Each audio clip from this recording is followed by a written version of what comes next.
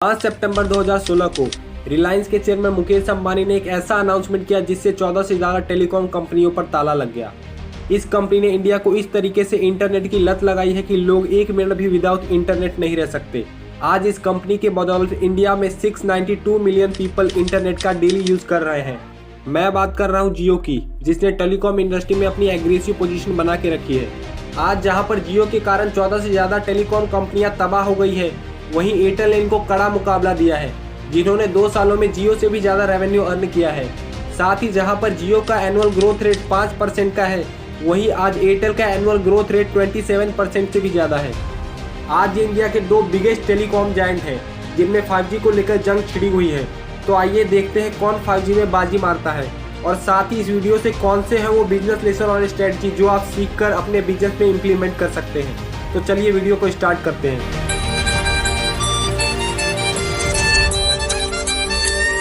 It's nice. You want to add something more?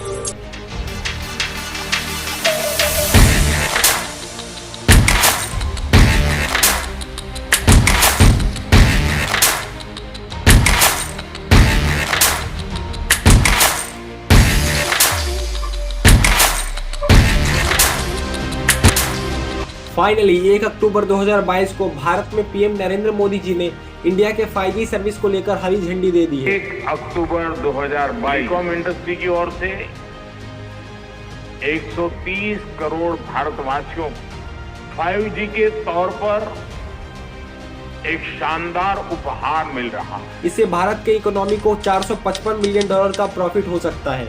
Recently इसके पहले 5G के spectrum को लेकर ऑक्शन हुआ था, जिसमें इंडिया के 2 बिगेस्ट राइवल जियो और एयरटेल ने एग्रेसिवली बीटिंग की थी, जिसमें 5G के स्पेक्ट्रम को लेकर जहां जियो ने लगभग 88,000 करोड़ का खर्चा किया है, वहीं एयरटेल ने 5G के स्पेक्ट्रम के लिए लगभग 39,000 करोड़ का खर्चा कर दिया है।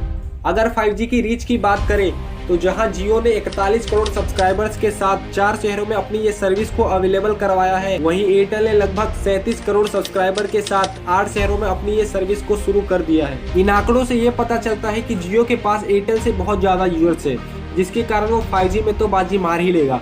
लेकिन ऐसा बिल्कुल नहीं है, स्टोरी कुछ और ही है, और क्यों एयरटेल जियो को पछाड़ रहा है जानेंगे इस वीडियो में। उससे पहले ये जानना बहुत जरूरी है कि 5G वर्क कैसे करता है। पहली चीज तो क्या डिफरेंस है 4G और 5G के स्पीड में। जहां आपको 6GB फाइल डाउनलोड करने के लिए 5G में केवल 25 सेकेंड और 4K मूवी डाउनलोड करने के लिए केवल 30 सेकेंड, वहीं अगर आप 4G में वह चीज करते हो तो 10 से 15 मिनट का समय लग सकता है। तो ये है 4G और 5G के स्पीड में डिफरेंस। अभी मजा आएगा ना भिड़ो। दूसरी चीज, क्या हमें 5G की सर्विस का मजा लेने के लिए नए स्मार्टफोन खरीदने की जरूरत है? तो अगर फोन की बात करूं तो जिसके पास 5G का स्मार्टफोन है उसे फोन लेने की बिल्कुल जरूरत नहीं है, लेकिन जिसके पास 5G का स्मार्टफोन नहीं है उसे फोन लेना पड़ेगा। इन बेसिक चीजों को जानने के बाद जानते हैं वो कौन सी स्ट्रेटजी है जिससे एयरटेल जियो को बीट कर पा रहा है। तो फर्स्ट ऑफ ऑल, इन दोनों कंपनियों ने अपनी 5G की सर्विसेज को इंडिया के कुछ शहरों तक इनेबल करवा दिया है। दोनों ही कंपनियां आज अपने 5G सर्विसेज को लेकर लोगों तक पहुंच चुकी है और वो नॉन स्टैंडअलोन मॉडल का यूज कर रही है। इस मॉडल का मतलब यह है कि कंपनी को 5G सर्विसेज आप तक पहुंचाने के लिए नए नए टावर्स और ज़्यादा खर्चा करने की बिल्कुल ज़रूरत नहीं है। वो एग्जिस्टिंग 4G के सिम पर ही आपको 5G इनेबल करके दे देंगे, और इसका एडवांटेज आप आसानी से ले सकते हैं। यहाँ तक की स्टोरी की बात करें तो आप बोलेंगे कि जियो के पास सबसे ज़्यादा कस्टमर्स है और उन्होंने स्टैंडअलोन नेटवर्क पर भी सबसे ज़्यादा खर्चा किया है, तो जिससे वो आसानी से 5G सर्विसेज की बाजी मार सकते हैं। लेकिन इसमें एक कैच है, जियो के जो भी यूजर्स है वो फ्री इंटरनेट के चक्कर में जियो का यूज़ कर रहे हैं और वो इसके अब एडिक्टिव हो चुके हैं। जितने भी जियो के कस्टमर हैं वो रूरल और सेमी अर्बन एरिया से बिलोंग करते हैं। वहीं अगर एयरटेल के ज़्यादातर यूजर्स देखा जाए तो वो अर्बन एरिया में रहते हैं, और वो सारे प्रीमियम कस्टमर हैं जिनके पास ज़्यादा पैसा खर्च करने के लिए है। वो 5G के सर्विसेज आसानी से अवेलेबल करवा सकते हैं। लेकिन अगर जियो के जितने भी कस्टमर को देखा जाए तो वो आसानी से 5G की सर्विसेज को अवेलेबल नहीं करवा पाएंगे, और यही कारण है जहाँ पे जियो मात खा जाता है। दूसरा कारण जिससे एयरटेल जियो को बीट कर सकता है वो है experience leadership versus new leadership. 27 जून 2022 को आकाश अंबानी को जियो का नया चेयरमैन बनाया गया। वहीं इसके अगेंस्ट एयरटेल को फ्रंट से लीड करने वाले सुनील भारती मित्तल है, जिनको 27 सालों का एक्सपीरियंस है। बिजनेस में ज्यादातर पलड़ा उसी का भारी होता है जिसके पास एक्सपीरियंस होता है। चलो इसका भी टेस्ट कर लेते हैं। आपसे एक सवाल पूछता हूँ, आप किस कंपनी में पैसा डालना पसंद करेंगे जिसका ओनर 25 सालों से अच्छी तरीके से कंपनी चला रहा है, या फिर उस कंपनी में जिसका ओनर अभी अभी डिसाइड हुआ है? आपका जवाब कमेंट सेक्शन में जरूर लिखिएगा। तीसरा कारण है जियोग्राफिकल एक्सपांशन।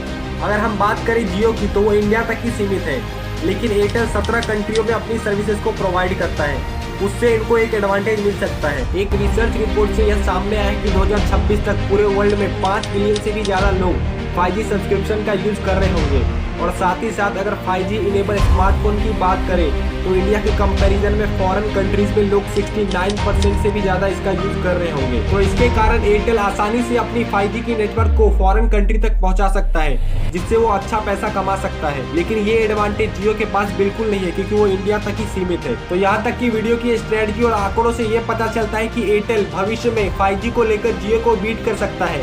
लेकिन भविष्य को किसने प्रेडिक्ट किया है? मोटा भाई कौन सा नया गेम खेल दे, किसी को नहीं पता।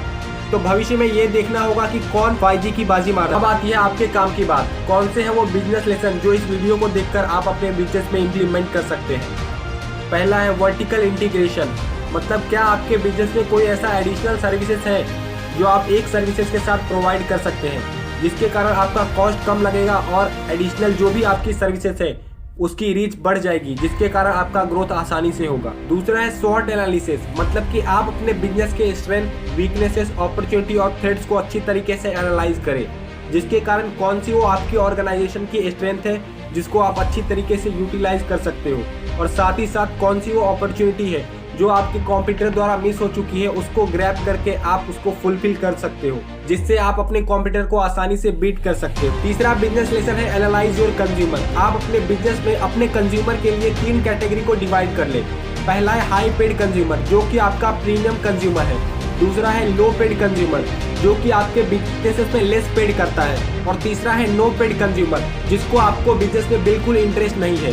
तो इस तरीके से आप अपने अगर कैटेगरी में डिवाइड कर लेते हैं कंज्यूमर को, तो आप अपने कोई भी प्रोडक्ट को राइट कंज्यूमर तक आसानी से पहुंचा सकते हैं, जिसके कारण आपका ग्रोथ आसानी से हो। कैसे इस इंडियन स्टार्टअप ने भारत में गूगल पे, फोन पे, पेटीएम जैसे यूनिकॉर्न स्टार्टअप को पछाड़ के इंडिया की 90th यूनिकॉर्न कंपनी बनी, और इसका वैल्यूएशन आज 2.5 बिलियन से भी ज़्यादा है।